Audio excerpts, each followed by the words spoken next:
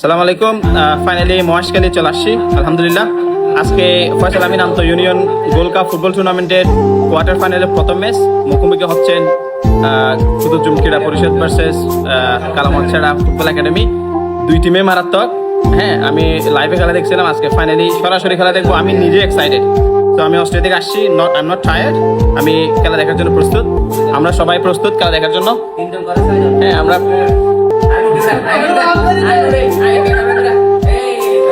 তো আমরা প্ল্যানিং করতেছি এবং সেই সাথে একটা সিদ্ধান্ত নিলাম এই মুহূর্তে। আজকে